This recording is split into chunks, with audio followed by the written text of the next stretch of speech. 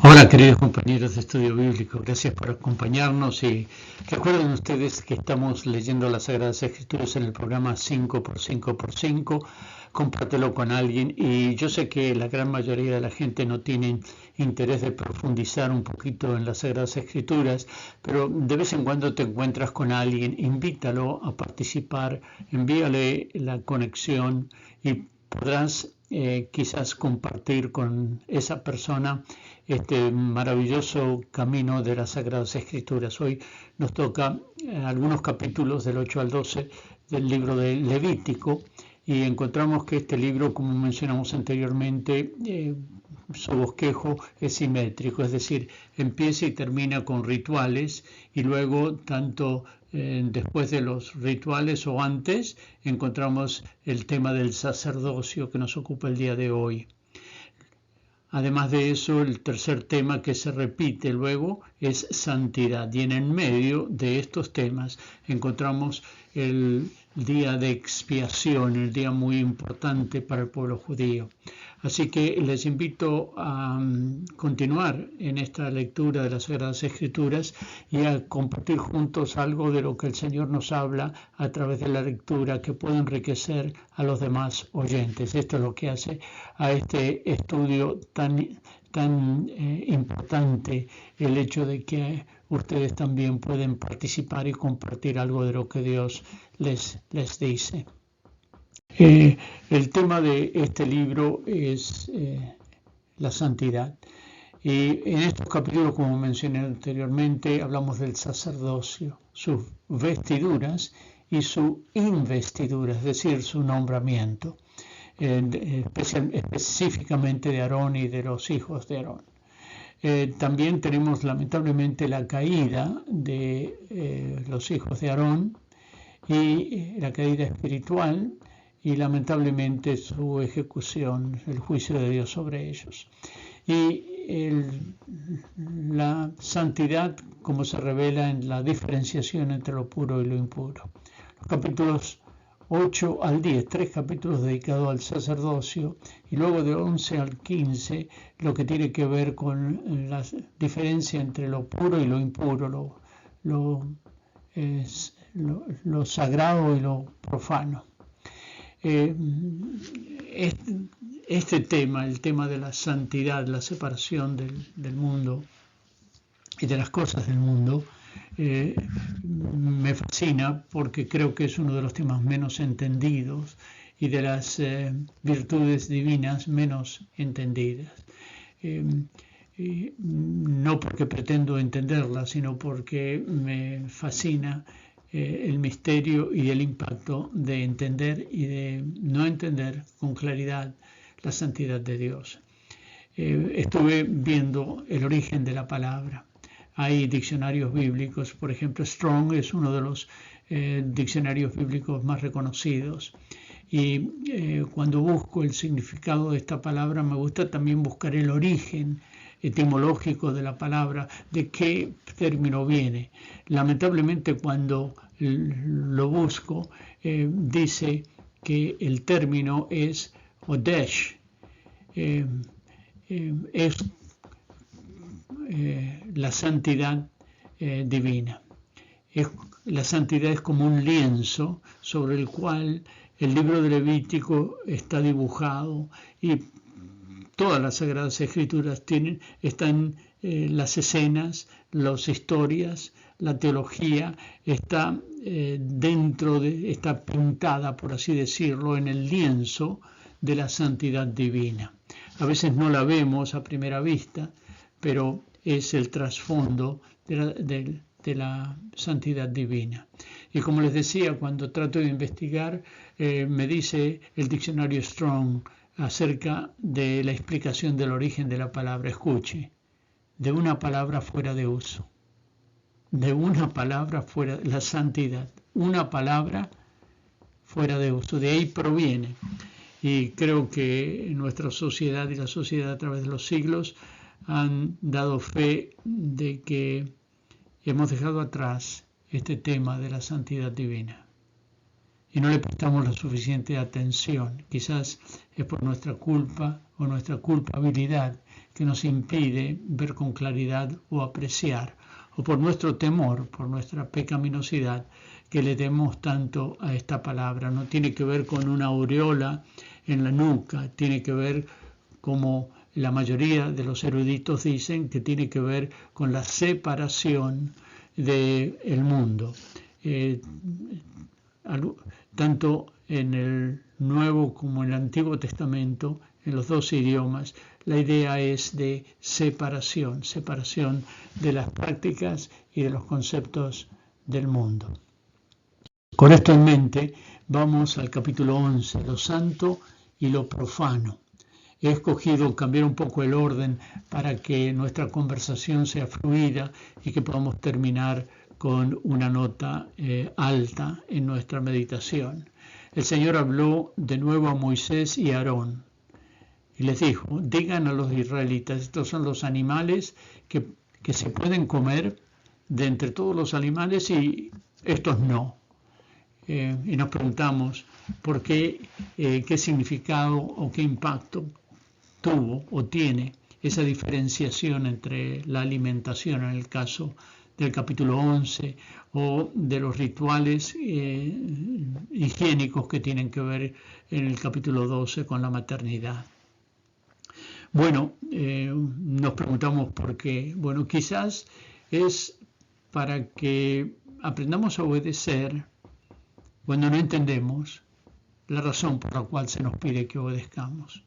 Cuando no entendemos todas las razones por las cuales Dios nos pide que no hagamos algo, aunque todos lo hacen, aunque nos parece lógico y normal, si Dios lo dice que no lo hagamos, aunque no entendamos por qué, como en este caso quizás nosotros ni ellos entendieron por qué tenían que privarse de algunos alimentos, quizás es para que aprendamos simplemente a obedecer. En segundo lugar, es para diferenciar al pueblo de Israel de los otros pueblos paganos. Algunos de los animales que Dios considera inmundos, impuros, eran los ídolos de algunos de los otros pueblos, de manera de que esta diferenciación entre los animales hacía que el pueblo de Israel fuera un pueblo único y separado de los demás. En tercer lugar, ayudaron a proteger la salud del pueblo de Israel en situaciones que no eran muy higiénicas, me imagino, al atravesar el desierto. Y tenían aproximadamente 39 años más para el desierto, de manera de que esto quizás fue una tercera razón. Pero para mí, sin embargo, sirve de gran contraste entre el nuevo pacto y el antiguo pacto, entre el judaísmo y el cristianismo.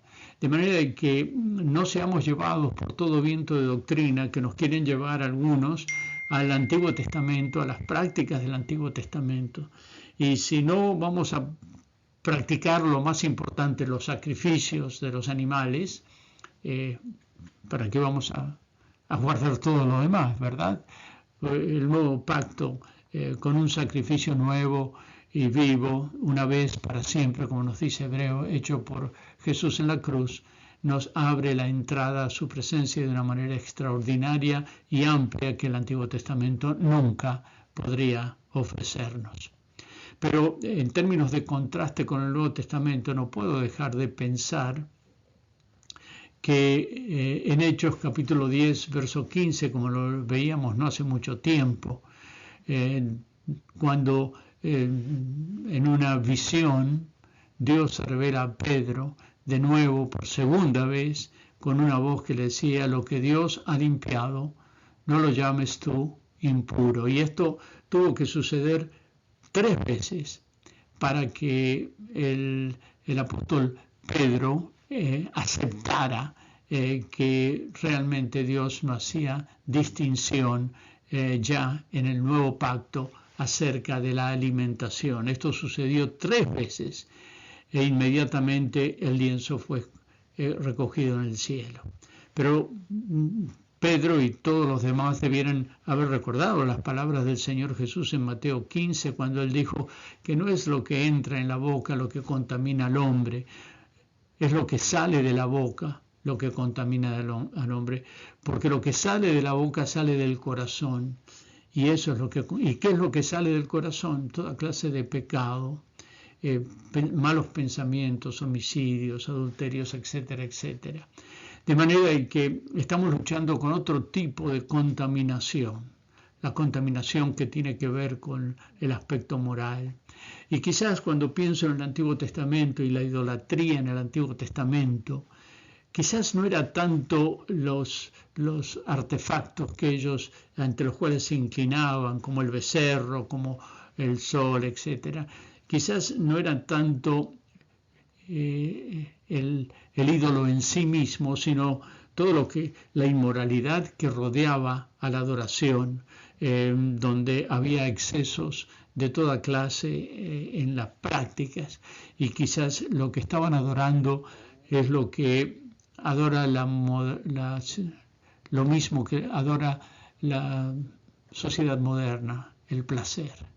Quizás no eran tanto las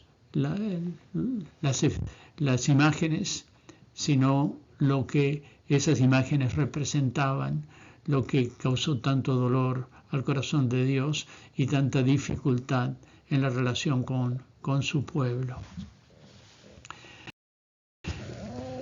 Este es, creo, un buen momento para hacer una pausa y preguntarnos, hacernos algunas preguntas. ¿Cómo podemos nosotros protegernos y cómo podemos proteger a nuestros hijos de la inmoralidad, de la contaminación del mundo, tanto en la manera de pensar en la filosofía como también en las prácticas y en la difusión que encontramos de la inmoralidad a través de las redes sociales? Y la pregunta que realmente debemos hacernos es cómo podemos vivir limpios en una sociedad corrupta. Así que les dejo este momento y les pido vuestra participación para poder compartir juntos algo que puede enseñarnos unos a otros acerca de cómo aplicar estos eventos y estas circunstancias del Antiguo Testamento a nuestras vidas en el día de hoy. Así que adelante con los comentarios. Hablamos de la contaminación y de la corrupción. Bueno, esto tiene consecuencias y el capítulo 10 nos habla precisamente de las consecuencias, en este caso, de no seguir estrictamente la obediencia a las pautas que Dios había dado para la adoración. Capítulo 10, verso 4 dice así: llamó también Moisés a Misael y a Elzafán, hijos de Uziel, tío de Aarón, y les dijo: acercaos, llevaos a vuestros parientes de delante del santuario fuera del campamento. ¿Por qué? Porque, como vamos a ver en un momento, Dios había enviado fuego del cielo, porque ellos habían presentado un fuego que no era el que Dios había mandado.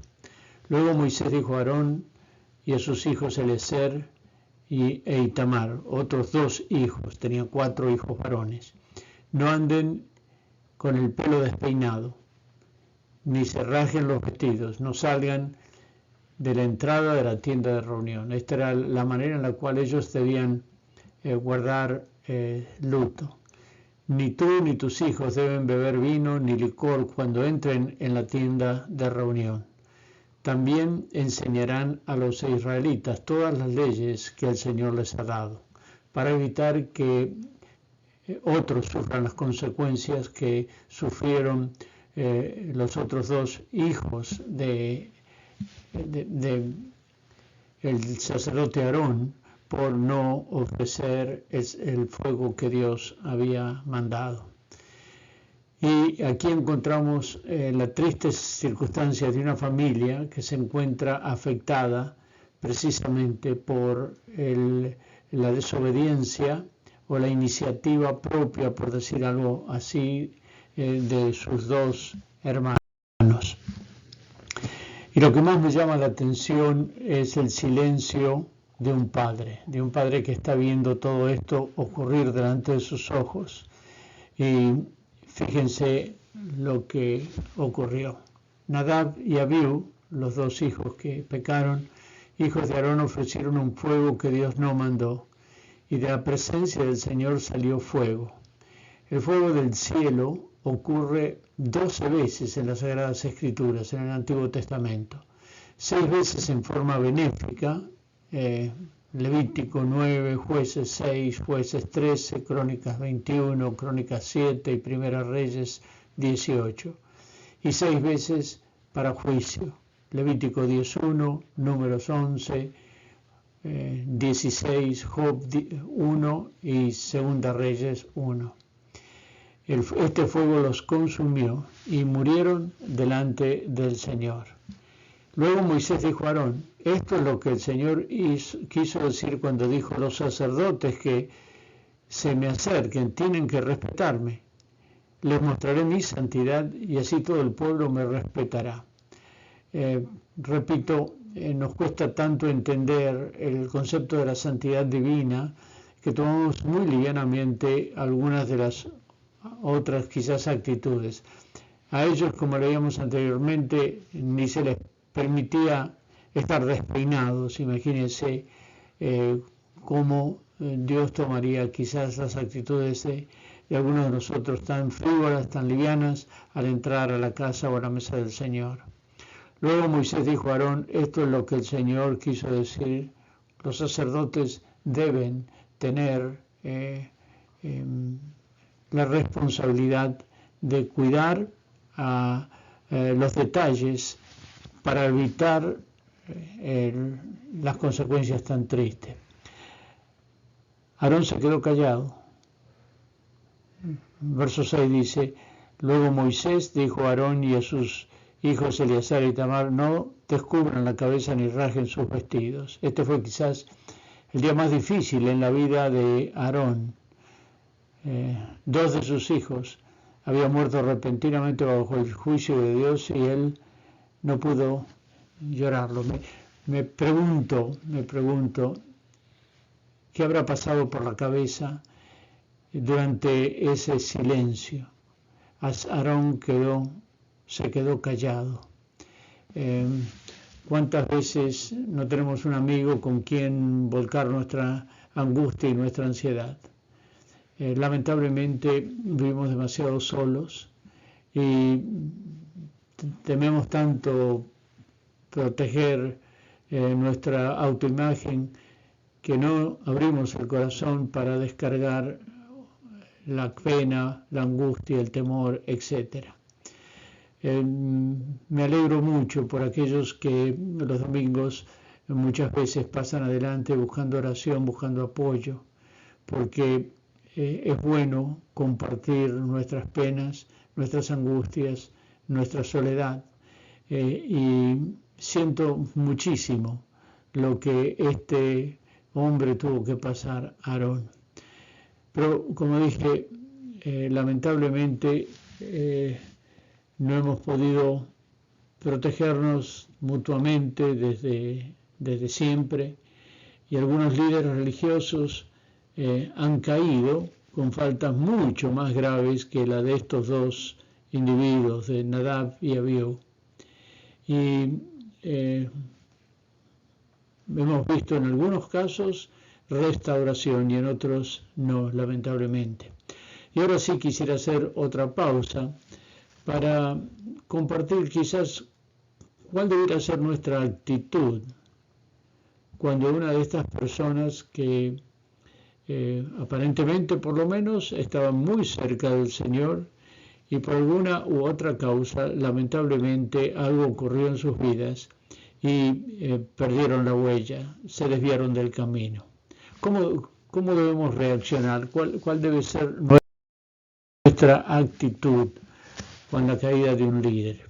¿Y qué debemos hacer? Y les recuerdo a Sem y a Jafet, cuando su padre estaba en una situación triste, ellos tomaron un manto, se lo echaron sobre los hombros y caminaron hacia atrás cubriendo la desnudez de su padre. Quizás esto puede darnos pie para comenzar a charlar, así que aprecio mucho sus comentarios y ojalá que puedan ayudarnos mutuamente a protegernos, para evitar las caídas y para reaccionar bien bíblicamente cuando alguien cae y da lamentablemente un mal ejemplo como lo hicieron estos dos hermanos en una situación tan importante.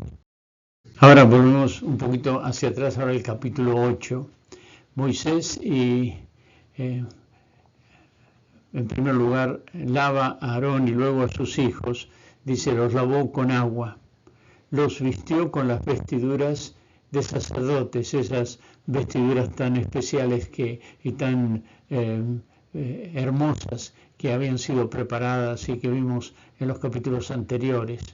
Tomó aceite de la unción y ungió el santuario.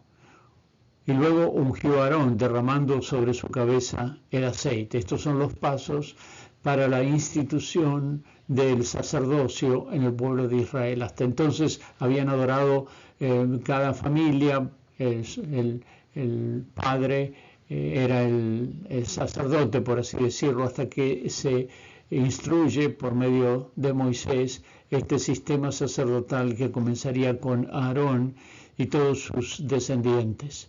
Y este es el momento importante cuando se instituye la responsabilidad y el privilegio del sacerdocio en el pueblo judío.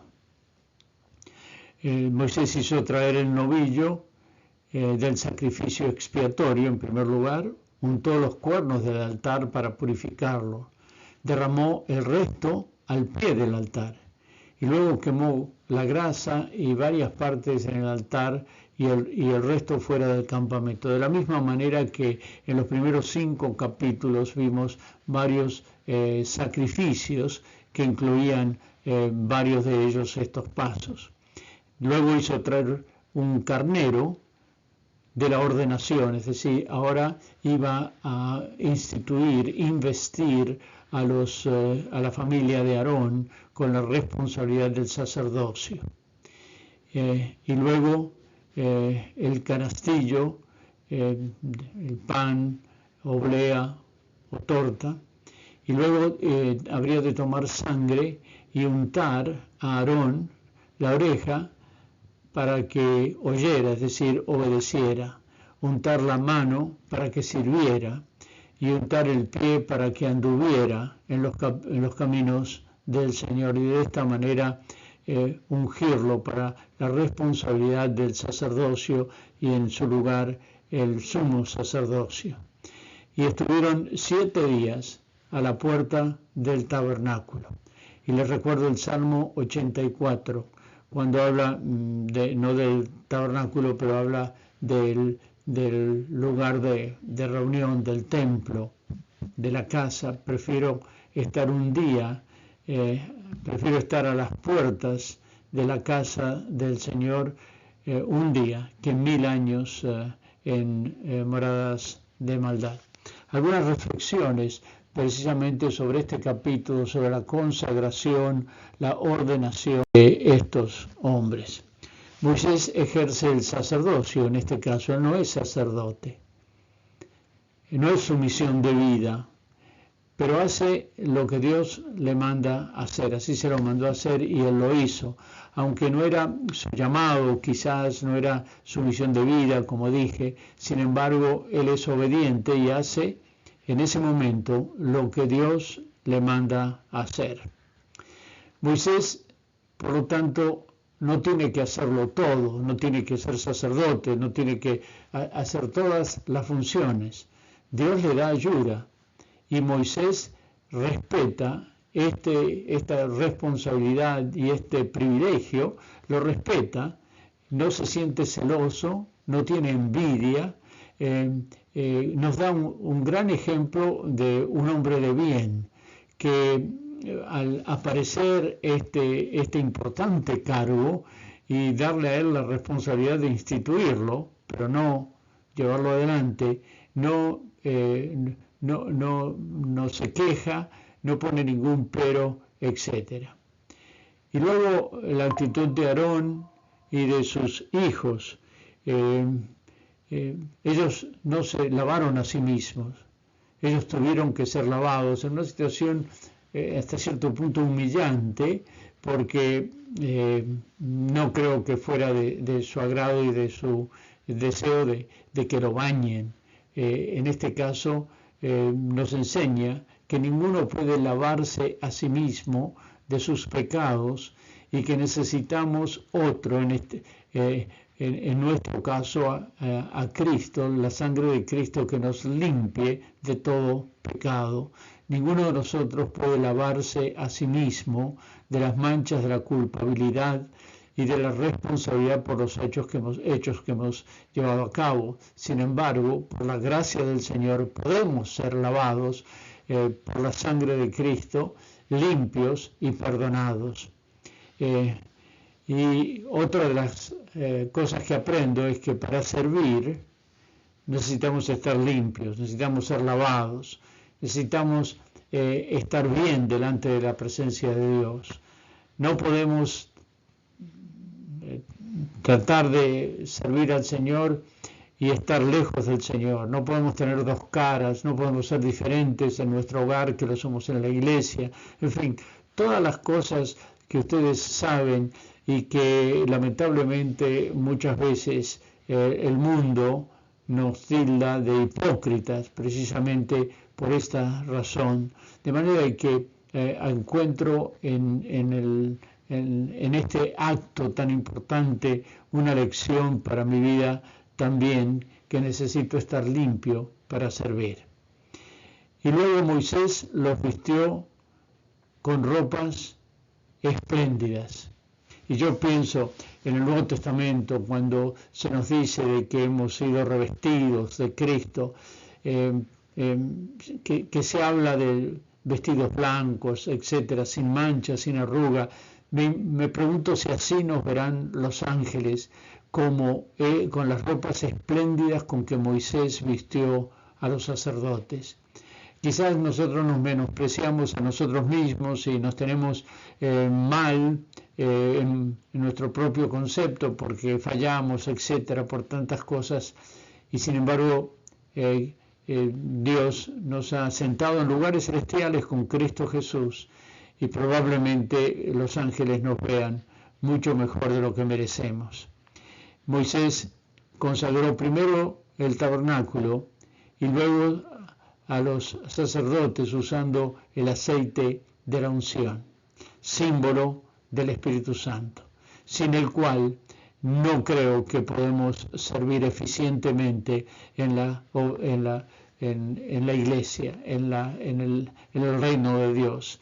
Necesitamos la gracia del Espíritu Santo, la plenitud del Espíritu Santo, para poder servir, como aquellos 7 que para servir a las mesas, para administrar los fondos, necesitaban ser llenos del Espíritu Santo. También nosotros, y esto nos lo mostró también en este aspecto el ungimiento con aceite. En Hebreos capítulo 7, para comparar algo del nuevo y del antiguo pacto, dice el verso 18: por una parte, la ley anterior queda anulada por ser inútil e ineficaz, ya que no perfeccionó nada. Y por la otra, se introduce una esperanza mejor mediante la cual nos acercamos a Dios, el nuevo pacto. Y no fue sin juramento. Los otros sacerdotes llegaron a hacerlo sin juramento, mientras que éste llegó a hacerlo con el juramento del que le dijo: el Señor ha jurado y no cambiará de parecer, tú eres sacerdote para siempre. Por supuesto, refiriéndose a Jesucristo, el Hijo de Dios, nuestro sumo sacerdote. Pasaron esos 7 días y al 8º día, después de 7 días delante de la presencia de Dios, Moisés llamó a Aarón y a sus hijos y a los ancianos de Israel. Aarón le dijo: toma un becerro para el sacrificio expiatorio y un carnero para el holocausto. Traigan también un toro y un carnero para ofrecérselos al Señor como sacrificio de comunión. Y traigan una ofrenda de cereal amasada con aceite. El Señor se manifestará hoy ante ustedes. Toda la comunidad se acercó y se quedó de pie ante el Señor. acércate al altar y ofrece tu sacrificio expiatorio y tu holocausto, haz propiciación por ti. Es decir, tú también eres pecador que necesitas expiación y por el pueblo. Después de 7 días de paciente comunión con Jehová en el tabernáculo, Dios estaba listo para hacer una nueva obra en los sacerdotes, y a través de los sacerdotes, sin embargo, debían presentar sacrificios por sus propios pecados, a pesar de haber estado en la presencia de Dios por 7 días. Creo que estamos empezando quizás a entender algo de la santidad divina, algo de la severidad con que a veces encontramos juicios en el Antiguo Testamento, porque de alguna u otra manera, al no entender y tomar livianamente la cena del Señor, como dice el Nuevo Testamento, al ofender al Espíritu Santo, nos exponemos al mismo Dios que, por un lado, es un Dios amante, misericordioso, y por otro lado es fuego consumidor, que también ejerce su disciplina sobre sus hijos. Y así quisiera permitirles a ustedes que compartan también algo de lo que Dios les está hablando a través de los ejemplos de estos 2 capítulos, de la institución de los sacerdotes, de esta familia que iba por el resto de la historia hasta el año 70, ser quienes llevaran adelante el ministerio del sacerdocio, y también el privilegio que Dios nos da a nosotros de ser personalmente intercesores y tener la capacidad de acceso a la presencia de Dios como solamente lo tenía el sumo sacerdote una vez al año, y no sin presentar sacrificios. Y que ojalá que podamos descubrir los requisitos y también los privilegios de poder servir a nuestro Dios. Así que quisiera abrir este foro para que varios de ustedes compartan algo de lo que Dios les ha hablado a través de la lectura de estos capítulos, y que al compartirlo puedas bendecir a otro hermano que quizás no alcanzó a ver como tú vistes alguna verdad, alguna enseñanza, algún ejemplo que pueda bendecir a otro.